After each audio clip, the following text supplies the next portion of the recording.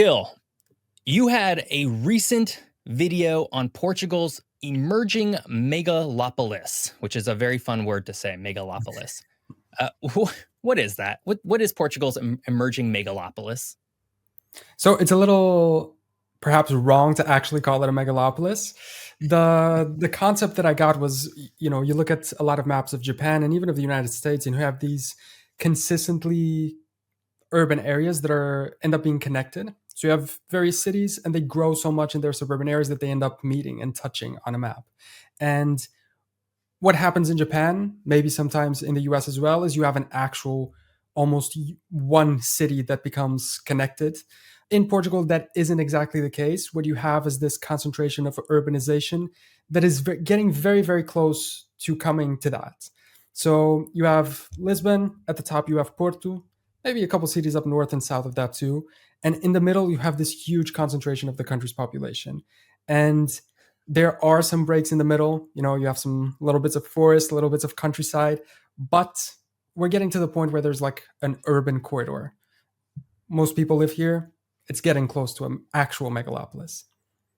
That does sound very much like it's becoming what the Northeast Corridor in the United States is, or at least a part of it, right? So, listener, if you're not familiar with the Northeast Corridor, it would sort of be the general area from Boston stretching down to Washington, D.C. I would argue that probably Philadelphia up to New York City is probably the only area, sort of with New Jersey in between. It's the only area where it's actually sort of that megalopolis where it's like everything is still kind of touching each other, because there's definitely some gaps between New York and Boston and Philly and Baltimore and DC. But it sounds like it's getting to that point, which would kind of make sense, right? The Lisbon and Porto are two prominent cities, and we're going to talk all about those in a little bit. Two prominent cities in Portugal, and of course, cities grow and they expand and things happen and they connect with each other. And this is something that we know, as you mentioned, that we've seen in other countries such as Japan.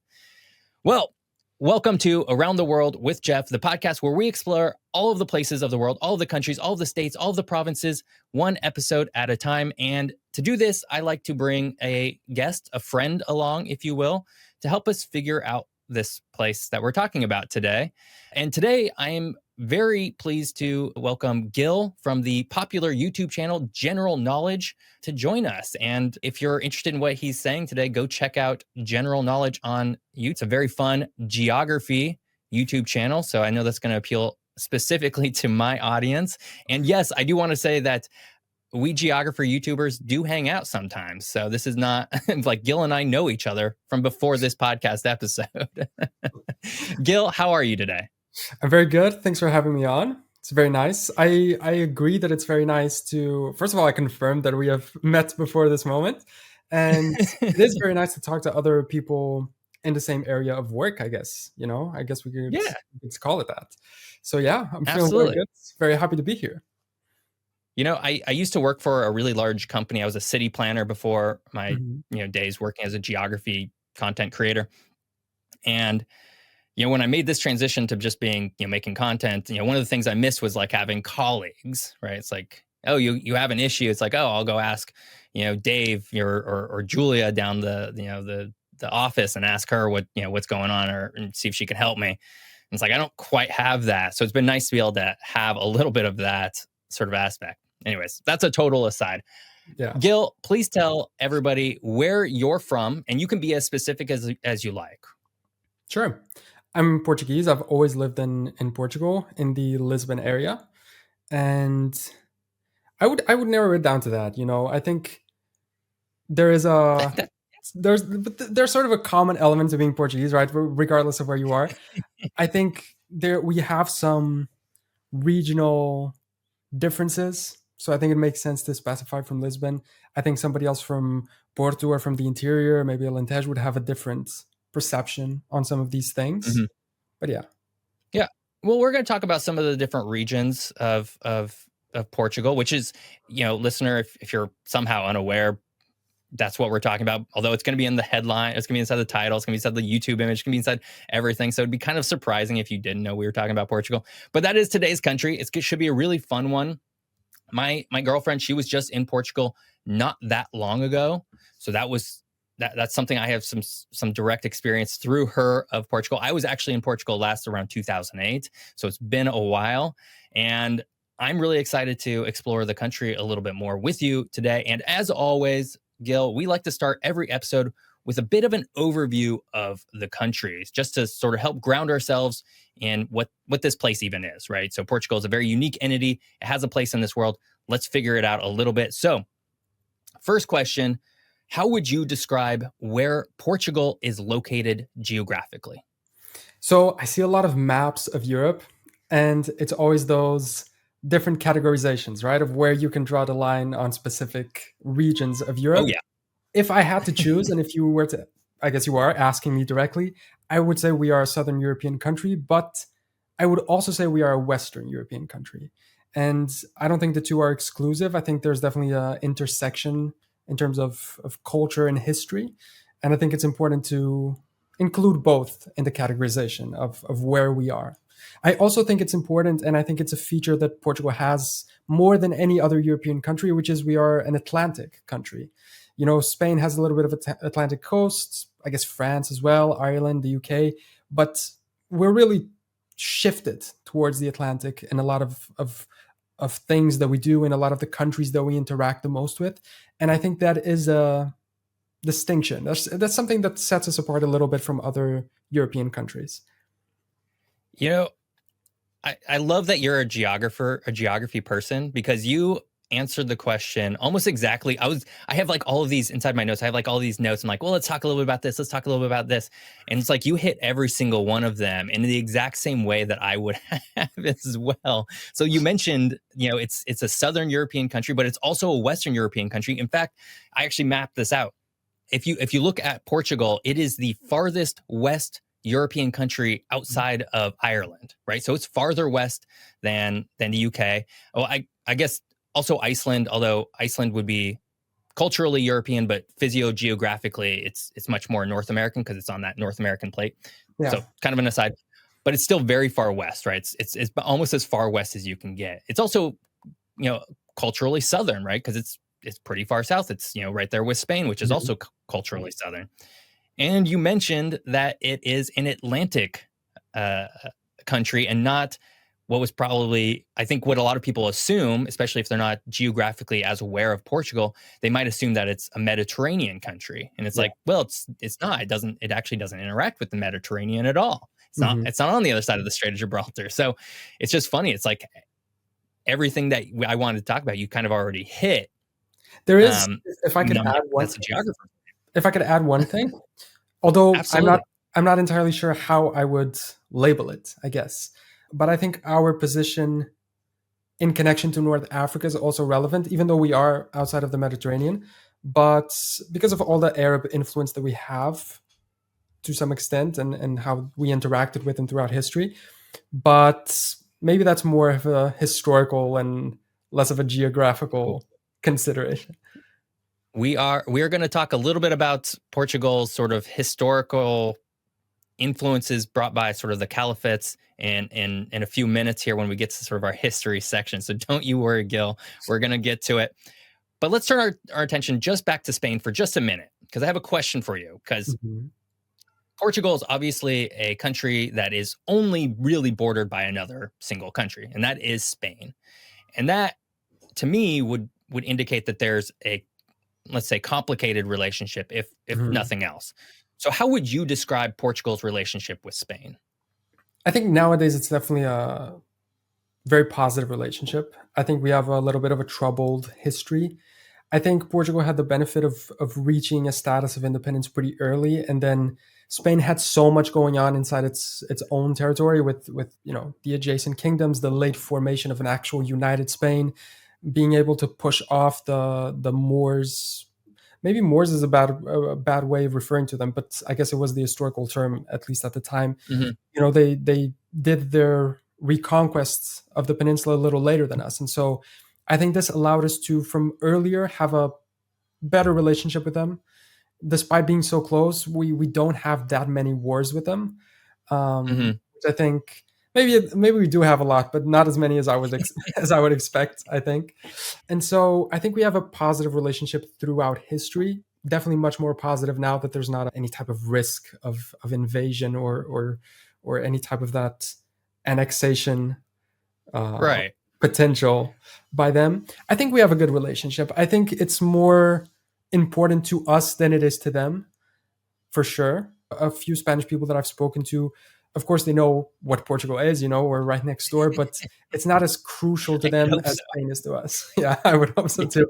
But for us, it's the only neighbor, as you said. So they have a higher importance to us than we do to them, I would say. Yeah, I think that to a certain degree that makes sense. Portugal in a lot of different ways, but certainly, let's look at sort of the population, which we'll get to in a moment. The Mhm. population of Portugal is much smaller than that of Spain, and so just numerically, there's that aspect of Spain is a much more prominent country in that manner.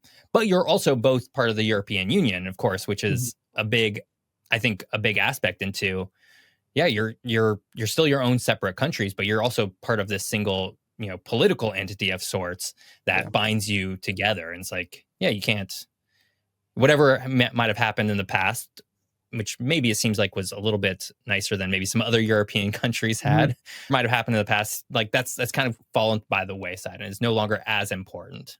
Definitely. There is a detail that is interesting because you mentioned the European Union, and we have this freedom of movement, these open borders. It is, however, interesting to note that the Portuguese-Spanish border is one of the few, if not the only one, in Europe that isn't the most populated and commercially active region of the respective countries. And so, despite Interesting.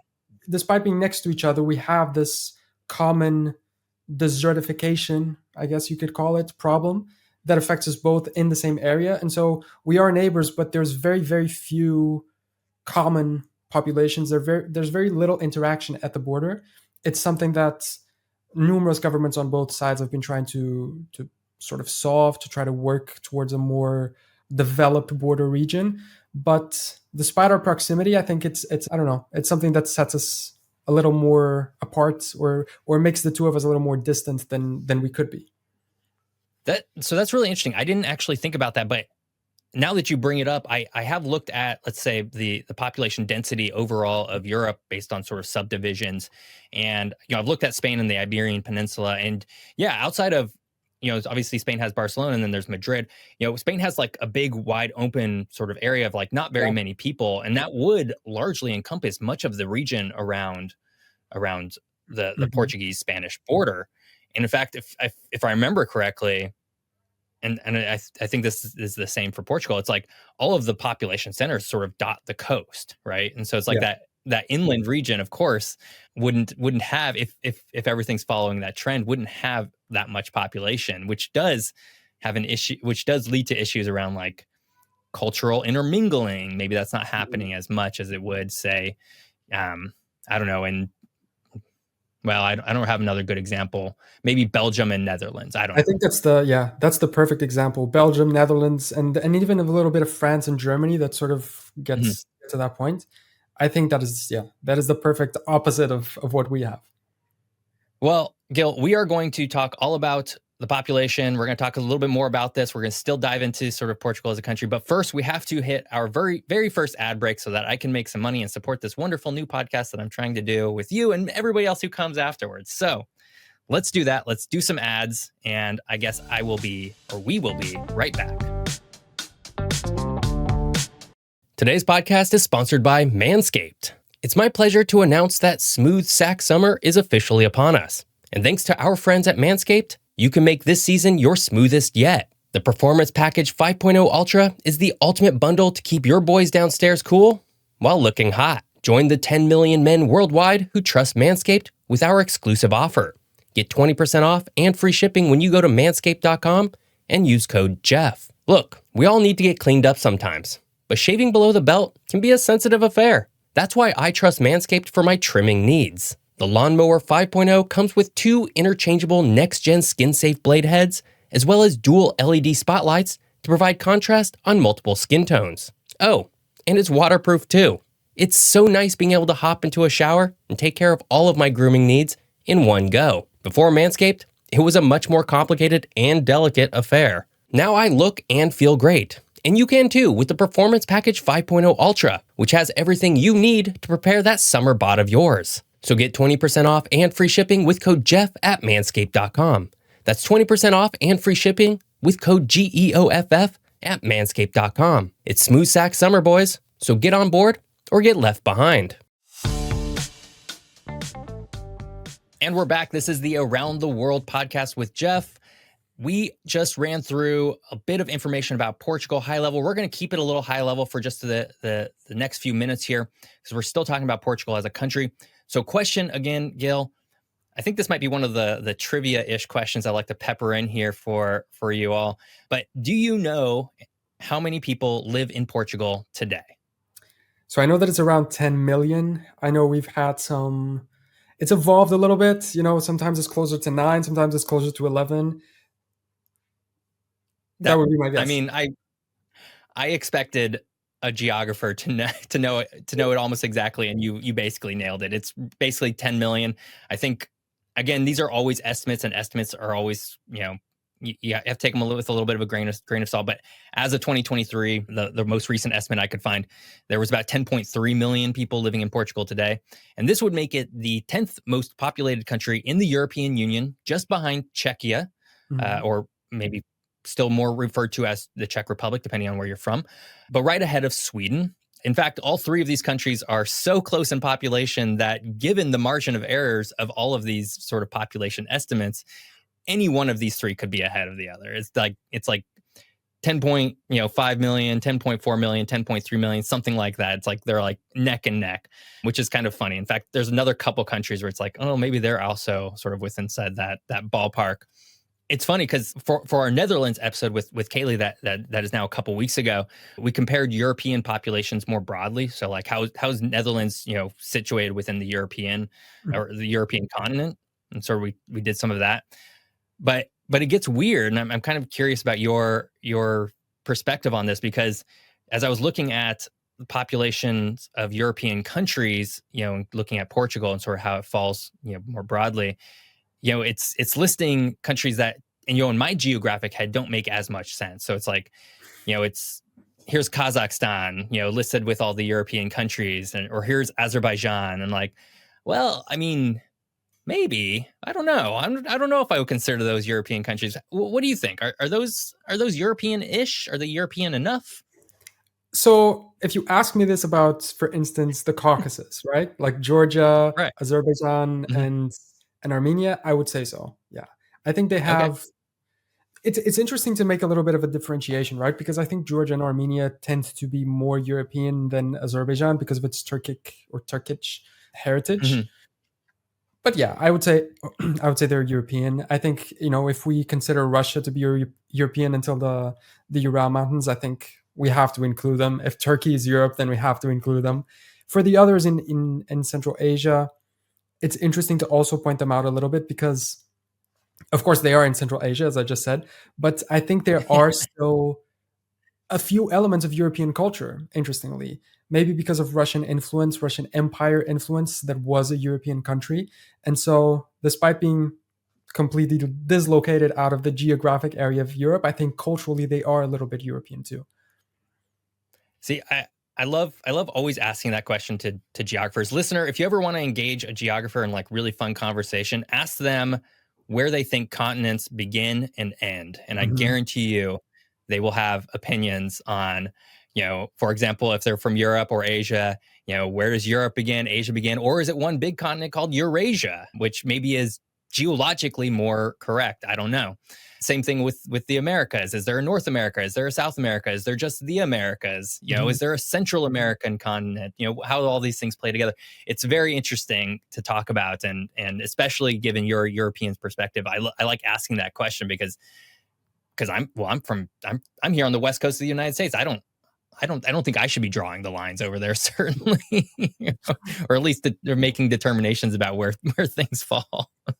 So it is like I said, it's the 10th most populated country in Europe. Would you like to hazard a guess on where Portugal ranks in terms of population in the world, the entire world? So it's a little difficult, we have, because at least for me, and I think it's the experience for a lot of people in Portugal and maybe even all of Europe, we don't have this like super accurate perception of a lot of especially African countries. And Mhm. a little while ago, I was looking at the population of, I think it was Nigeria, and I was really surprised. Ethiopia as well, I think, has almost 100 million people. And so Yeah. I think definitely on a global scale, we're towards the bottom of the list. So if I had to take a guess, choosing a little bit of a random number, I'd say maybe 150th, around there. Everybody always undershoots where they're at. Really? So this is you're now my third guest, and so I did the Netherlands with Kaylee. I did Quebec, which is a province of Canada, with Trevor. And that was out last week, and everybody's like thinking like, oh, we're like in the 140, 150, 180 somewhere area. uh, Portugal would actually be the 88th largest country in the world Wow. by population, right behind the Dominican Republic in the Caribbean. And it's interesting because I know everybody's usually like, oh wow, that's interesting. I didn't realize how big or prominent this otherwise relatively seemingly small country would be.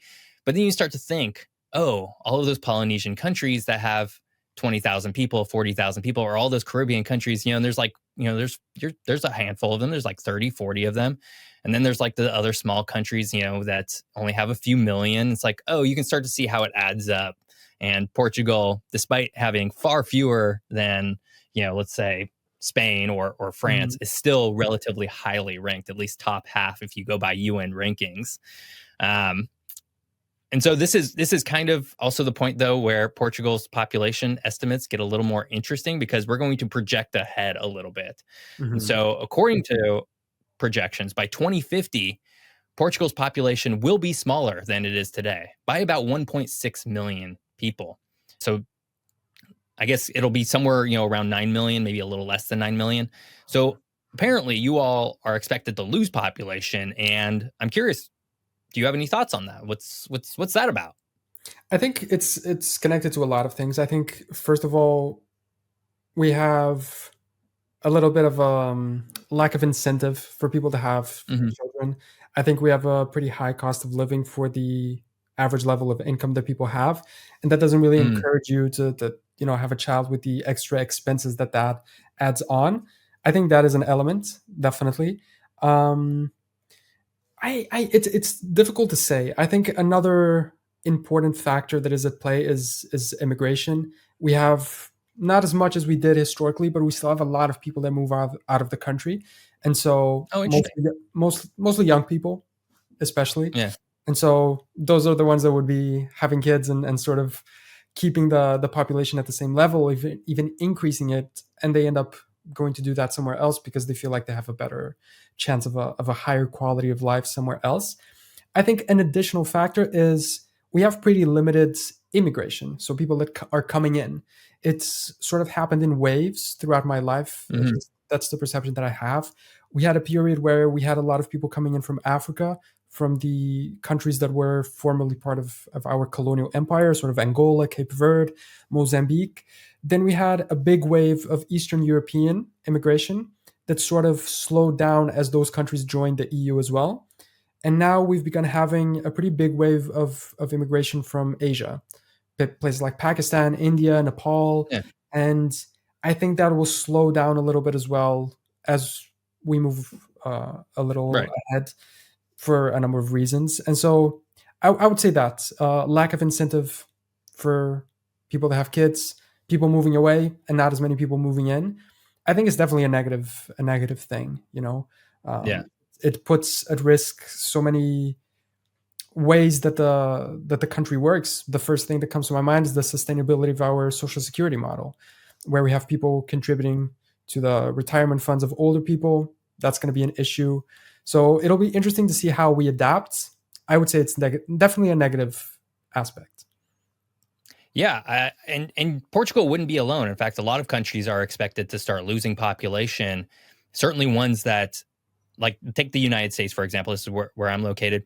The United States is expected to grow in population somewhere, right now it's, what, 335 ish million. By 2050, it's supposed to be, maybe somewhere around 370 or 360 or something like that. Mhm. Of course, if we didn't have any immigration, that number would instead be going down. And so that's usually the sort of linchpin there, that of whether a country is growing or not, outside of, at this point, a shrinking few, right? There's some countries that are still growing based on their own natural births, right? But that's not very many.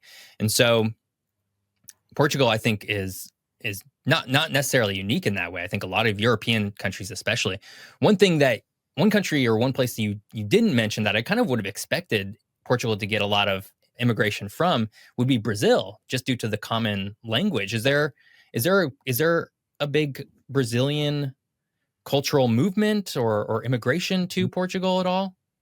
Definitely. Actually, that is a good point. That is something that I forgot to mention. It is, while the others have come and gone, these sort of specific groups that come from other places of the world, I would say Brazil has been a continuous. It is Gotcha. the biggest immigrant group that we have. Maybe it's so present that I don't even consider it an immigrant group. It's just a part of our population, like fabric already. It's definitely, Well, I mean, yeah. you walk around outside and it will be rare, especially in the big cities, if you don't hear a Brazilian person walking by. Right. Like, so, I mean, the shared language is such a huge part of any sort of immigration movement pattern, right? Yeah. Again, here in the U.S., our largest sort of immigration base is from Mexico. Obviously, that's a different language, but obviously, a lot of Canadians also move into the U.S. And I would argue that people probably will always undercount the amount of Canadian immigration into the U.S. because they're simply not as noticeable, right? Yeah. You're not going to notice, just from the language, right? You're not going to notice somebody speaking a different language. Canadians sound mostly like people from the United States. They have obviously different, accents a little bit, but not enough, right? It's certainly not as much as, say, like even a British accent. So I think that's definitely something that a lot of people do. Well, let's get back to another kind of fun question here. Can you tell me the top 5 largest cities within Portugal by population? This is where all modesty aside, I think I'm good at like world geography, terrible at my own country's geography. If you ask me to give the districts of Portugal, I will undoubtedly fail, but I can take a little bit of a chance here. So definitely the biggest city is Lisbon, without a doubt. Porto, I would say, is the second biggest. And then in my mind, there's just a list of like mid-tier cities that I would venture to guess in this case. Maybe I will say that the next 3 are very close to each other. Okay. I would say, it's difficult as well because we have different municipalities, right? And some of them are so close to Lisbon that I think of them as being Lisbon, and maybe on this list they'll be separate. But if I had to guess, I would say Braga is a pretty big city. Maybe Coimbra as well. And then, this is difficult. I'm going to guess 2 more. I would say Setúbal and maybe Aveiro. Okay, well, obviously you got Lisbon and Porto, right? That's number 1, number 2. You also got Coimbra, which is number 3, and Braga, which is number 4. But number 5, which you didn't get, is a city called, and I'm atrocious at pronouncing things. But Funchal. Yes. Funch. Okay. That is number 5. It comes in at 215,000 people. I'm not sure where the other cities that you mentioned are located, but are they anywhere near the same general location? A little bit. So Porto and Braga are definitely, I think they're across the river from each other. So yeah, definitely very close. Coimbra is sort of maybe halfway between Lisbon and Porto. It is a city it's very well known for its universities, and so it has a very high student population, which may come into this. And and Funchal is in Madeira, so that one is completely separated, but it makes sense. It's a lot of people there as well. All right. Well, let's leave behind the overview. We're going to tackle some physical geography, but just again, we gotta run some ads here so that again we can make some money, monetize, make it so that I can keep doing this week in, week out. So we will be right back. And we're back. This is the Around the World podcast with Geoff. We're talking all about Portugal today with Gil from General Knowledge over on YouTube. We just ran through a bunch of overview information, some trivia questions for Gil. We had some fun talking all about it. Now we're going to dive deeper into sort of the physical geography. What's happening on the land? What's actually going on there? Not so much the cities, but just sort of, what's around. So, Gil, can you tell us a little bit about the landscape or physical features from where you live right now, from where you're at right now? Like you look out your window, what are you seeing? Sadly, I see a building. I don't have the best view from my apartment, but the geography and sort of, I guess, terrain of Lisbon is pretty interesting. It's a very hilly city, so it's ups and downs pretty much everywhere you go. It takes a while to get used to if you move here. It's pretty exhausting to go up and down all the time, but it is a pretty urban area, and so the other, I guess, features of the land are a little. But yeah, it's a pretty mountainous region despite being a city. It's weird, if you look around the world, it's not very common for cities to be built on a mountainous area. It's common for a castle to be on a mountainous area and then a city sort of growing around it in the more flat areas that surround it. But yeah, I would say that. If I had to choose one way of characterizing Lisbon, it would be hills. And you all, you're all on, Lisbon's on like a bay of sorts, right? A little bit, I'm pulling yeah. it up in Google Maps right now. What is this? This is, it looks pretty prominent because like Lisbon, as I'm looking at it on a map right now, it does not appear to be directly on the Atlantic Ocean. In fact, it looks to be tucked away into this really large bay.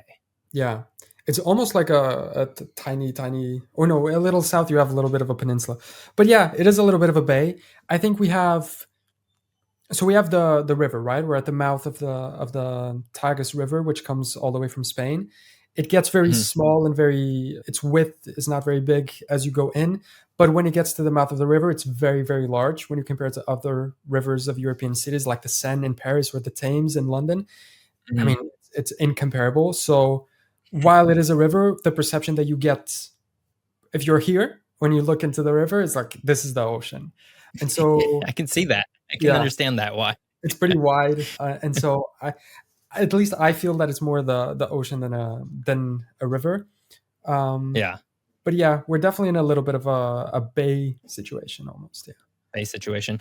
Well, as you'd already mentioned, at least you mentioned about Lisbon, Portugal as a whole happens to be a fairly mountainous country, I would argue. And so let's talk a little bit about those mountains or at least the hills a little bit. And I have a question for you. Again, this might be a little bit more of a trivia-ish question, but do you know what the tallest mountain in Portugal is? I think I do. And I will be visiting it next year, if it is correct. Otherwise, I'm just visiting a mountain. I would say it's probably Pico in Azores. That is absolutely correct. I thought I was going to stump you, Gil. I was like, there's no way he's not going to get that. It's a mountain that's not even connected to the mainland Portugal. It's all the way out in the Azores. So the tallest mountain in Portugal is located in the Azores. It's Mount Pico, as you had said. It rises about 2,351 meters, or for my American audience, 7,713 feet above sea level. If we go back to the mainland, do you want to hazard a guess at what mountain is within sort of your continental country? I can't really specify the mountain. I know that Serra da Estrela is sort of a hilly region that is pretty high. I think it's the only place where we can go to ski in Portugal. And even then, it's like there's like a weekend out of the year where you have enough snow to be able to ski. I would guess probably there. I don't know if there's a specific mountain. So according to what I could find, a peak called Torre would be the highest point in mainland Portugal at around 1,993 meters tall. So this is interesting because we ran through sort of the two highest peaks. And we've sort of been describing a country that is fairly mountainous, I would say. It's, again, like, and you could say this about Spain as well. These are mountainous areas. But these highest points are actually not that tall, especially when you look, over to a country such as Switzerland, which is, it's right there inside the Alps, and it's like the lowest points of Switzerland are probably somewhere around the same height as some of these mountains are. So it's just interesting, marrying these two ideas of physical geography. It's like, well, it's a mountainous country, but it's not a very high prominently, with a lot of high prominent peaks in terms of its mountainous geography, which I think a lot of times people would assume as much. As you look at sort of your mountains and say, and I think it's sort of in that northeastern and sort of maybe like northern area, if I'm looking at the terrain on Google Maps correctly here, Mhm. would you sort of classify them as mountains, or would you say that they're more like sort of rolling hills? Like, how would you describe them? I would say, yeah, I would say it's definitely closer to rolling hills. Maybe for us, Gotcha. like you said, our perception is that it is mountains. Maybe anybody Mhm. else that comes here would see that. What are these small hills that they'll call a mountain? But yeah, they're definitely, they can get pretty high, but Mhm. that it's like you said, if you compare it to other places, and even in the, I don't know the correct term of describing this, but I guess in the rockiness of them, so it's not really, Right. it's sort of like a soft hill more, or at least a Yeah. soft mountain, if that's if that is a thing. No, I think the rockiness of them is a great way to describe it, because there are mountains, there are specific mountains or mountain ranges, I should say, that may be fairly high and prominent, but because they still have a lot of sort of grass and things on them, they look more like rolling hills. They go Mhm. high up, but they look more like rolling hills compared to, say, if you look over at the Alps in Europe and sort of, you look around, there's like, oh, there's a lot of rocky mountains. There's not a lot growing up there. And so it gives you this completely different feel and vibe from mountains that are perhaps just a little bit shorter, and therefore things can actually grow on them. Well, let's talk a little bit more about the Azores, because this is, I thought, was an interesting aspect of Portugal. So, Gil, what are the Azores? Why does Portugal own them? And what goes on there? So the Azores are a set of 9 islands in the, I guess, middle of the Atlantic Ocean. They're pretty much halfway to the United States, and I would say the reason we have them is really like a first come first served situation, where we happen to be the first ones that got there among European countries at the time of sea exploration, and so we just settled. They were deserted upon discovery, if I am correct, and yeah, it is a very interesting place. It's a different culture than the rest of the country. Just for their climate, it's a particularly unique climate that, strangely, even though it's not even on the same latitude, I would guess is more similar than what you would find maybe in the United Kingdom or Ireland a Oh, little bit. interesting. You have a lot of rain. You have a lot of sort of like these green fields. You have a very limited urbanization, right? So even the cities are pretty limited, and you have a lot of countryside. It's a really beautiful place. I've never been there, even though my grandmother is from there. So Oh, interesting. Yeah. she moved here very young, and now she was very old. She's already passed away, but I feel like I have to go there to get in Yeah. touch with that Azorean heritage. There's a little bit of a interesting mythology behind it, which is absolutely not true. But a lot of people that are obsessed with the idea of Atlantis and the mythology of Atlantis from ancient Greece, they have this idea that it would be in the Azores and that it sank, and the 9 islands would be the 9 mountains that existed in Atlantis. Of course, this is a made up story, but it is a little bit of an interesting sort of mythology that is associated with the islands. Absolutely. I mean, I love that. I love that they get tied in with Atlantis. I feel like at some point every place does a little bit get tied in with Absolutely. Atlantis. Well, I'm gonna tell you a funny story about the Azores that kind of sparked the reason why I wanted to talk about it, because one, I don't think a lot of people know where the Azores are Mhm. or that they're part of Portugal. And so a while ago, so maybe like 10 or 15 years ago, I had a friend who was going to do some traveling. And so she wanted to go to Portugal. She's like, I'm going to go to Portugal. It's be a lot of fun. She found a direct flight. She had a direct flight from, I think it was Los Angeles to Portugal. That's what it said on her ticket. As it turns out, and she didn't do a lot of research, where she was going was the Azores. And because the Azores are part of Portugal, she didn't realize, however, that she was still going to be quite far away from mainland Europe. So her idea was to go to Portugal, and from Portugal leave and take, a quick flight. She was going to buy her flight when she was in Portugal to maybe Madrid or maybe Paris or something like that. One of those cheap, 50 euro flights that you all have so much of. It completely ruined her trip because I think her flight from the Azores to Spain was too much for her to to pay for. I think she was flying back out of London, so she had to get back up to London somehow. Anyways, really funny, and I think it's one of those things that if people aren't careful, it's like that idea of like, if you're apparently, so if you fly into Austria, there's a desk for people who accidentally were trying to get to Australia and they accidentally flew to Austria. Oh, Like maybe the Azores even worse have mistake. this. Yeah.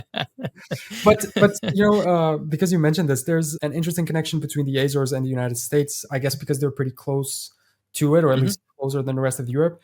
I think the majority, or at least a large percentage of the Portuguese community in the US, mostly on the East Coast, are from the Azores and come from there. Oh, interesting.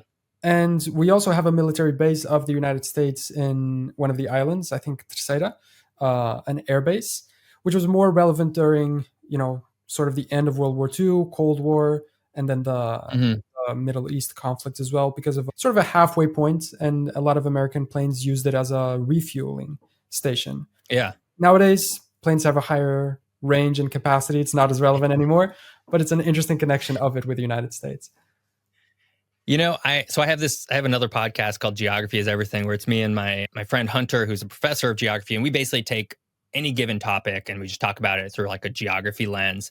And one of the things that we've been talking about doing for a while, we haven't done it yet, but is talking about a geography of American sort of US military bases, because those things are they're everywhere. Like, you would be surprised by like, of course there's when I was reading up about the Azores, of course there's an American military base on one of the islands. Why wouldn't there be? Of course there's one in Greenland. Why wouldn't there? Of course there's one over in I think it's Djibouti in Africa, or maybe Eritrea. No, I think it's Djibouti.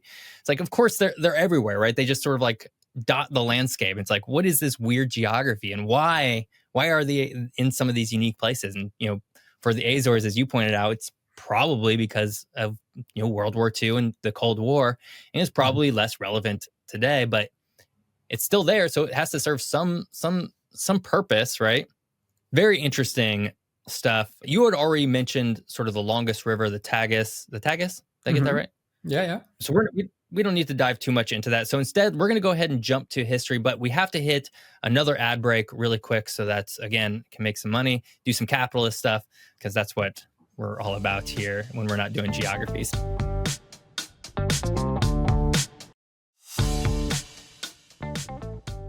And we're back. This is the Around the World podcast. I am talking all about Portugal with my friend Gil. We just ran through some of the physical geography, sort of what's actually going on in Portugal and the Azores, which was a really fun conversation to have.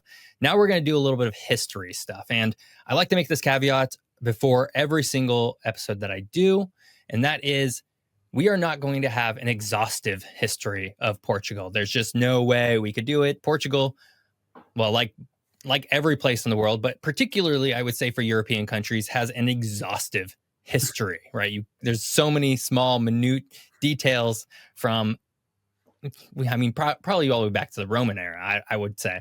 So we're not doing all that. What I've done is I've taken a couple of key sort of pointers, markers in Portuguese history. We're going to talk a little bit about those because I feel like they help set the stage for the, what Portugal would be today. And so, but I do like to do one question before we do that, sort of give Gil, you, our guest, the opportunity to talk a little bit about your own country a little bit. And that is, as somebody who is not from Portugal, not from there, what do you know about the history of your country that you don't think anybody else really knows? So this is difficult because being interested in it, a lot of the things just seem common knowledge and obvious. If I were to showcase one thing that I find particularly fascinating about our history, is that when you look at the Portuguese colonial empire, it was pretty vast, it was pretty big, but we always had one issue that ties in a little bit with what we spoke about earlier about our declining population. Even at the time, we didn't have a big population. And so unlike the British Empire or the Spanish, we got to a place and we couldn't really afford to leave a big garrison or set up a settlement. And so we had a system of feitorias, which I guess you could translate to factories, even though they didn't produce anything, which were essentially very small fortresses that sort of served as a fortified trading post. And I think the choice of using this system for a colonial empire is pretty interesting. I think it's particular. The Dutch did it a little bit as well, and the British East India Company to some extent as well, but I think it's more unique to us. And I don't think a lot of people know about it. I think the idea that we understood that we didn't have the capacity to establish this like direct ground control and came up with this idea of a fortress that is a trading post but is also a sort of beacon of influence and diplomatic influence in those regions, I think was very smart. And I think it's a interesting thing to look at when you learn about the Portuguese colonial empire. I think it's pretty unique. You know, as you were saying that, because again, I had an episode, all about the Netherlands and sort of the Dutch and sort of how they did things, and it's like, wow, there's some pretty some pretty strong similarities between the two, at least the colonial parts of your countries. Wherein, Mm-hmm. the Dutch also didn't. I mean, they had a vast sort of merchant empire. They did have a colonial empire, but they didn't have a large population such as the British, and so doing things like establishing people in different places became much more challenging when you don't have that many people, as it turns out. Yeah, there's a lot of interesting connections and sort of parallels between the Portuguese and the Dutch colonial empires. A lot of the territories that we had were conquered by the Dutch later on. And there's also an interesting connection with regards to the Jewish population that existed in Portugal and was expelled at various points throughout our history. And this was a population that was particularly qualified and worked a lot in mercantile and colonial matters. And so their sort of exile ended up harming us a lot. And a lot of them went to the Netherlands and stay there and just sort of acted as a boost to the Dutch colonial empire. There's a connection. It's interesting. Absolutely. Yeah. Well, let's go back in time a little bit farther. Let's talk a little bit more about how Portugal became a thing at all, right? Because at one point there was not really a Portugal, and then there became a Portugal, right? As it happens with every country.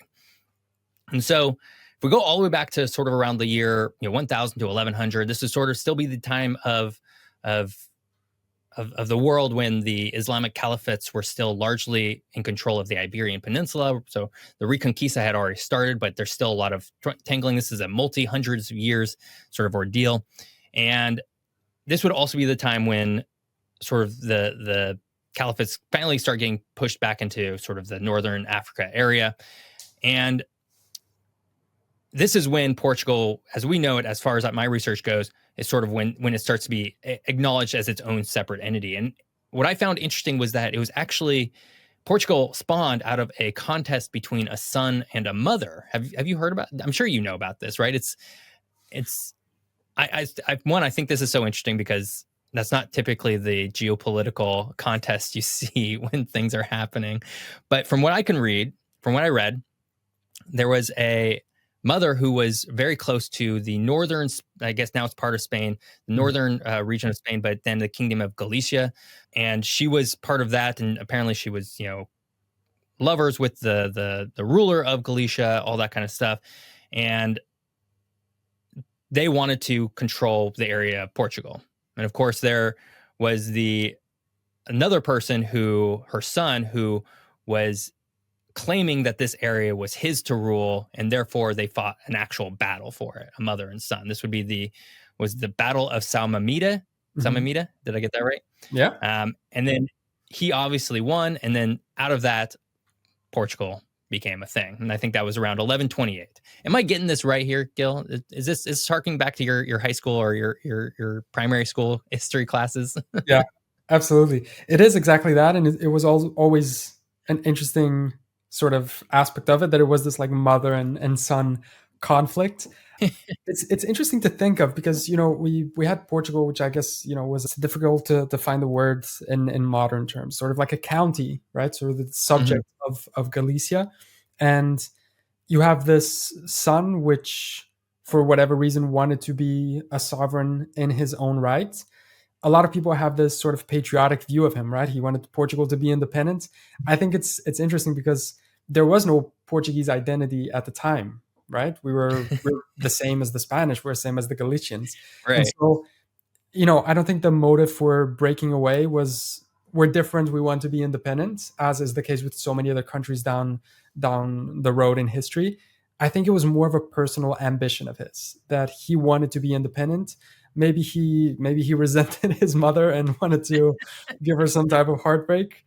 But it's definitely interesting, and it's also interesting how we have this moment in 1128, and then you have a later moment of, okay, the Spanish, it's easier to call them the Spanish, they're not exactly Spain at the time, but the Spanish finally agree to it. And then you have a third moment where the Pope agrees to it, since you needed the Pope's permission to be a king and to form a kingdom. And so you have all of these different stages and steps towards the actual creation of a country of Portugal.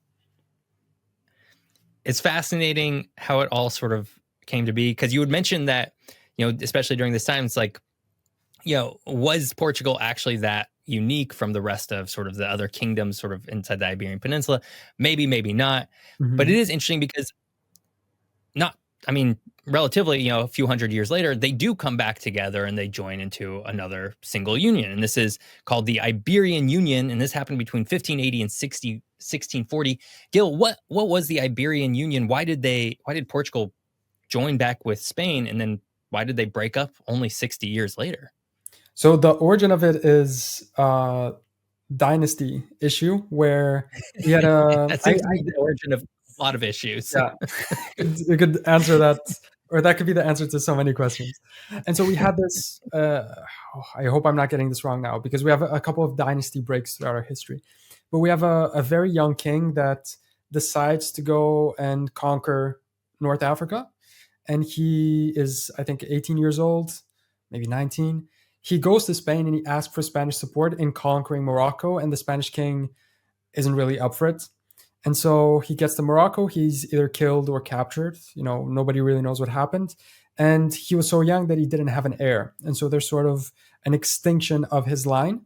The crown, or at least the regency, passes on to, I believe, an uncle, which was a member of the clergy. And so he couldn't have children. And so after that, the next in line would be the Spanish king by sort of, I guess, a distant family connection, as was the case with so many royal houses at the time. And so we move on to a period where, not really because anyone wanted to, but because it was inevitable under the monarchy system, where we have a Spanish king. We had three of them, all of them called Philip. I think it's Philip. It's a little confusing because we call them Philip the First, the Second, and the Third, but they are Philip the Second, Third, and Fourth of Spain. And so I remember in school it was so confusing learning about it, because some sources had the Spanish number, other sources had the Portuguese one. It's so. This is also a time of the world when Spain also owned or had control over the Netherlands as well, and so there's like this geopolitical tension where the Dutch wanted to be, their own thing, mm-hmm. and Portugal and Spain just became a combined thing. But then, from what I could sort of read, is like, well, now that they're a combined thing, Portugal sort of gets wrapped up into that war, and the Dutch start targeting Portugal stuff. And they're like, whoa, that's not what we signed up for. We didn't really want to be in a war. And I think that led to some of the tensions as well. It's like, whoa. We didn't really want to do this. We didn't really actually want to fight other people. We just kind of wanted to be a part of a bigger union here. Mm-hmm. And so, so that would eventually break apart in 1640. There is, because let's go ahead. Because you mentioned the Dutch, sorry to interrupt, there is another interesting connection between the two colonial empires, where we did lose a lot of colonial possessions during that time because of that war that you just mentioned, and because suddenly they were under Spanish control, and so the Dutch sort of saw an opening to attack them. This might be a little bit of a Portuguese bias, but what we learned is that the Spanish didn't really care enough to protect Portuguese assets and colonies as much as they did their own, the pre-Union Spanish ones. And so what seemed to happen was that they sort of diverted our resources to help them. and our possessions were a little abandoned and easy to take over. And we even had the instance of Spain attacking England with this gigantic fleet that the English famously defeated. And a Mhm. lot of Portuguese Navy ships were in that attacking fleet, even though we had an alliance and a very long lasting alliance with England. So I think, like you said, that definitely sort of added up and contributed to a saturation and a desire to get back our independence.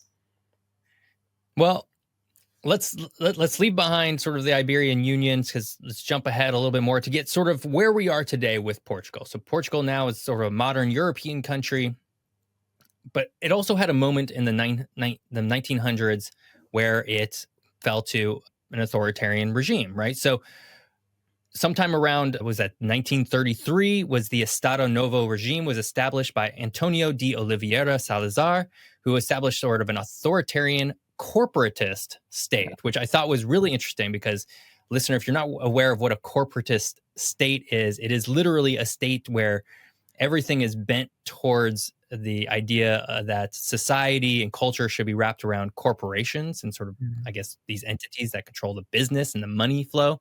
And that would be different from, say, the Nazi authoritarian regime, which was not a corporatist state. That was very dictatorial. However, it was still authoritarian, and it was for quite a long time, right? Up until 1974, when the Carnation Revolution occurred. Gil, walk us through what the Carnation Revolution was and sort of how it created sort of Portugal today.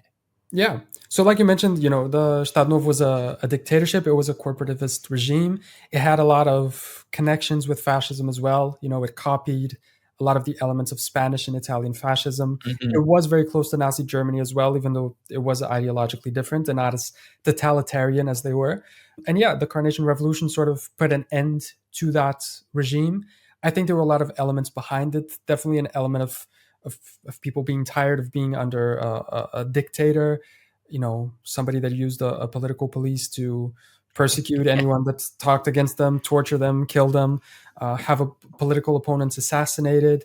And despite all of this, I think that the most relevant element of the dictatorship was the colonial war. And I think that was the biggest fuel for the revolution, because the revolution was made by low-level military officers that were, to put it very bluntly, they were tired of going to die in Africa for something that, they didn't really care about. A lot of people felt like it didn't belong to us anymore. So many other countries in Europe had moved forward with their decolonization process. I think that was the biggest motive behind it. I think if there wasn't a colonial war, maybe we wouldn't have had a revolution. We would have another type of transition like it happened in Spain, more of a smooth transition. But I'm very glad that it happened. I think it was a beautiful revolution. It was very peaceful, very little bloodshed. I think maybe one or two people died in a sort of side accident. The revolution itself was peaceful. We still celebrate today. We celebrated 50 years of it this year, and it was a great celebration. It's my favorite day of the year whenever it comes around. And yeah, it's a very, very good day. Very good moment in our history. I have here in my notes that the Carnation Revolution really did pave the way for the decolonization of Portuguese territories, such as, and you'd already mentioned them, but Mozambique, Angola, and Guinea-Bissau in Africa, sort of by the mid 1970s. Whereas prior to the Carnation Revolution, I think Portugal was still trying to hold on to them, or at least the regime was. Mm-hmm. But yeah, that would directly spawn the Portugal we know today, and I think relatively since then, it's sort of been this European democracy, and maybe there's been some changes here and there. We're not going to really dive into anything like that, but generally that's how we get Portugal as we know it today, which is wonderful because it's a wonderful country. Before we move on, Gil, one last thing I always like to do is I call it my hot and not section of the history. So who would you say is Portugal's most famous person in history? And then who would you say is its most infamous person? So it's a little difficult because even with the famous, my brain instantly jumps to who do I think was the most important, not necessarily who's the most recognized. I think if you say the most famous, it would probably be our first king, the one that rallied against his mother and sort of is at the origin of us as a country. The Prince of Portugal. Yeah, definitely. If, and very quickly, you were to ask me the most important, I would say it's a collective of people at the moment of the Carnation Revolution and the moment immediately after, both military and political leaders. I think military leaders at the time were very important because so many times you have a military coup and the military doesn't want to let go of the power, right? And Absolutely. Yeah. yeah, and this was a, I think, exceptional moment where they were very eager to give the power back to the people. And once they did, we had a series of, I think, fantastic political leaders on all sides of the political spectrum, from left to right. And so I would say the most important would be them. And Mhm. in connection to that, I think the most infamous would be the dictator. I think it's his existence and his rise to power is definitely responsibility of a lot of things in the past. The sort of collapse of our monarchy, the failure of the First Republic to sort of do a good job and be competent and provide stability. But he definitely, created a awful regime that held the country back. I think people underestimate the incredible amount of progress that we've done since then and sort of caught up with the rest of the civilized world when we were so held back. You had people didn't know how to read. A very large Right. percentage of people. You walked around Lisbon, and we can look up pictures of this, and people were barefoot walking around, and so it was really like a third world country because of that Mhm. dictatorship. And now we've sort of caught up to speed with the rest of the civilized world. Great answers. I love the idea that, in your opinion, one of the most important sort of people would be the military leaders who did immediately hand back control of the country to sort of the people to run. Because, like you mentioned, that's not at all that common, right? Mhm. So often you hear about a military coup and then it becomes a military junta Yeah. or some sort of military dictatorship of some sort.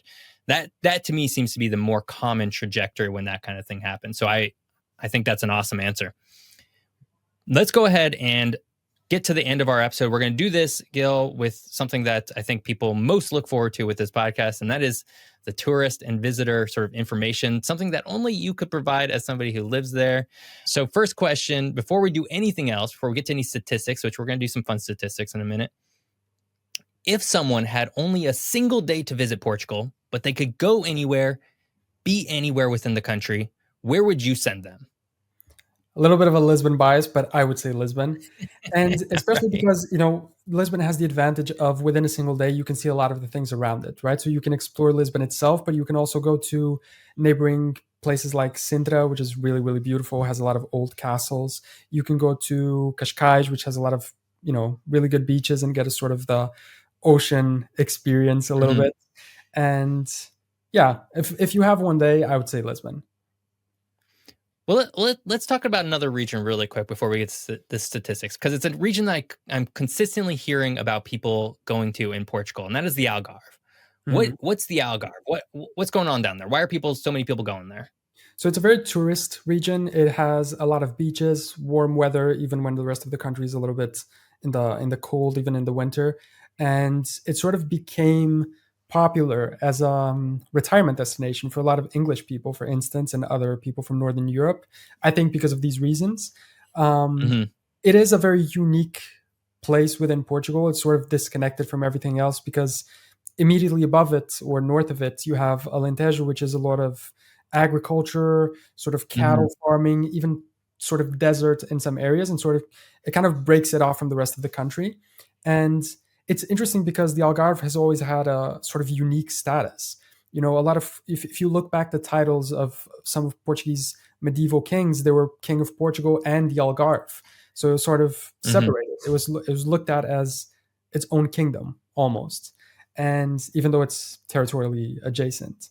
So yeah, it is. If I were to summarize it today, it's a tourist destination. It's a beach destination, and Yeah, don't go there in the winter because there's not much to do. But in the summer, it's a great place to go. noted. It's funny because so I'm just in like the last year, I'm having a lot more friends and family and friends of friends, mentioning how they're going to Portugal. It seems to be Europe's it spot for 2024. I don't know. We'll see. I don't have numbers for 2024, which we're going to get to, but maybe next year I'll have numbers for Portugal and we can see how maybe it spiked. Regardless, a lot of them seem to be making Algarve the spot that they're going. And I'm like, man, I don't know. I don't know what this region is. I've been to Lisbon, and Lisbon is beautiful and amazing and a lot of fun. It's like, that's where I would go, certainly. And I would probably do Porto as well if I was going back there. I'm like, what's going on in Algarve? Why is everybody going there? Maybe it's just because it's a nice beachy area for people to go to. Well, let's talk about some statistics for Portugal. As of 2023, Portugal had 26.5 million international tourists, visitors. That's a lot. That's more than your whole population, multiple times over. And this is actually really amazing because it wasn't actually all that long ago that Portugal was relatively untraveled compared to today, certainly. So according to statistics that I found, in 2006, Portugal only had 7 million visitors total. Of which 3 million of those came from Spain. And so only 4 million people coming from everywhere else in the world. I had mentioned this earlier, but I visited Lisbon in 2008, actually. So I was a little bit ahead of the curve. I was a little more prescient. I was a more well-known traveler, I would say. I'm just joking. But I thought that was really interesting because it's been a really big spike. And so, Gil, if you had to take a guess, where would you say most of Portugal's tourists come from today, aside from Spain? Difficult. We have definitely had a peak of American tourists. I don't think that they will be the biggest ones. If I had to guess after Spain, I would say the United Kingdom. And you would be 100% correct. It is definitely the United Kingdom. So again, according to the numbers I have here, Spain contributed about 2.4 million tourists to Portugal in 2023. The United Kingdom was right behind them at 2.3 million visitors. And then, to your point, also, the US was right behind them at number 3 with 2 million visitors. Okay. And then, of course, this would be followed up by France and Germany. It's probably not a surprise. These are really large European countries with large populations. So, of course, they're going to do traveling within their own continent. But I did want to bring up Brazil because it comes in at number 6 with 1.1 million visitors. And that is fairly impressive on the one hand, because Brazil is pretty far departed. It's across the Atlantic Ocean. It's in the southern hemisphere. But also the language barrier is not as present, I would say. But that brings up another question I have for you that, I didn't actually prepare you for. But is Brazilian Portuguese and Portugal Portuguese close enough that you have no trouble at all communicating? Absolutely, yeah. There's no... I would go as far to say it's like you speaking to a British person. You have a different accent. There's definitely different words that they say and that we say. And, interestingly, there's a lot of common words that we use, but with different meanings. Some of them, we say and they're perfectly normal. And then if you use them in Brazil, they're the worst insult that you can call someone. And so you have to be a little careful when you go back and forth with what you use. But it is the same language. They speak it in a different way. They have different terms that they use, words that they use, but it's very easy to understand back and forth. Sounds not too dissimilar from US and British English, actually. So Lisbon does maintain today as the most traveled location in Portugal. Again, it's probably not a huge surprise. It's the biggest city. It's probably also where most flights will go into. I'm sure Porto gets its fair amount of flights, but if you're looking at flights coming from, well, let's say the United States or Canada, a lot of them are probably going to Lisbon. Porto would come right after Lisbon, and then the Algarve, not too far behind both of those, actually. And so this kind of leads to my final question for today's episode, Gil. As an American who doesn't have really any castles, and I love castles, I try and go to as many as possible. Wherever I'm at in the world, if they have a castle-like feature, I will try and go there. And I know Portugal has some absolute banger castles because I've been to a couple of them. So, in your opinion, Gil, what is the best castle to visit if you were to go to Portugal? It's very difficult to choose because, like you said, we have a lot of them. I will do something else. I will give you my top 3 castles. All right, let's do a very, very quick sequence. So the castle in Lisbon is very cool. And as we talked about before, it has an interesting story behind it where it was mostly destroyed and then it was rebuilt with sort of modern techniques during the dictatorship period so that it looks like it was conserved throughout all of this time. But it is rebuilt. But it's still a very interesting castle. And by going to it, you access a very interesting and old part of the city. You get a fantastic view of the whole city. And so I think those two attributes make it a very interesting place to visit.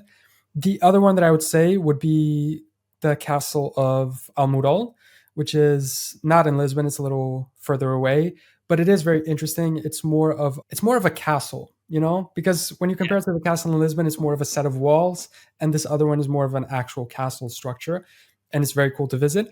And then a third one that I would say is a castle/palace, and it would be Palácio de Pena in Sintra, which is a very, very colorful palace on the outside and the inside.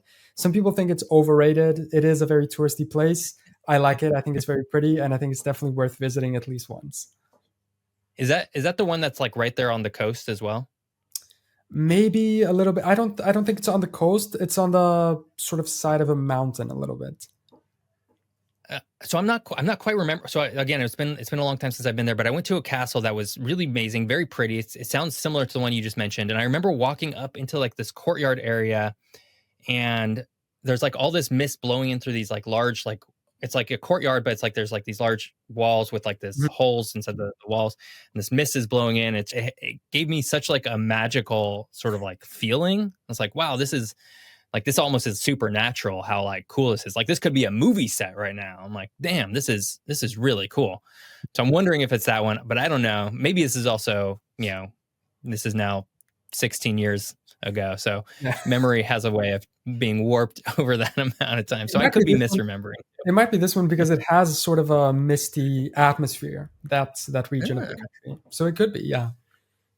Well, listeners, you'll have to go there and report back to me and let me know if that's actually the one I'm talking Absolutely. about.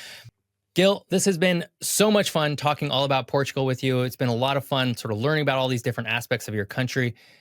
If my listeners want to find you around the web, wherever, where can they do that? So the best place to do it would be YouTube if you want to stay up to date on everything that I post. Sometimes I also share some clips on Instagram, TikTok. You can also follow me on Twitter for some interesting retweets of cool map pages that I follow there. All right. But yeah, YouTube is the place to be for that. And that's just general knowledge. Yeah, if you search general knowledge, it'll end up there. Awesome. Well, this has been so fun. Thank you for listening. If you want to find me elsewhere around the web, you can find me over on YouTube. That's youtube.com/geography by Geoff. If you want to find my other podcast, it's Geography is Everything. It's me and Hunter talking about anything and everything all about geography. You can also find me on Threads and Instagram and TikTok. That's all at Geography by Geoff. Go check those out. All of this will be in the show notes, so you can find all of these links to everything down there or within the YouTube description. If you liked what you heard today, please like and subscribe on YouTube or rate and review on Apple Podcasts, Spotify, whatever podcast app you might use. Everything helps. Do something. I'm actually not sure what it all does, but it does something. I know, right? It's out there. Come back next week where we're going to have a really fun conversation with another geography buddy of mine to talk about Japan. He is Patrick Kelly. He is from Chicago, but he's been living in Japan for quite a while, and he runs the very fun YouTube channel Ghost Countries. So come back next week, and we're going to have fun talking about Japan. So until then, well, stay geographical.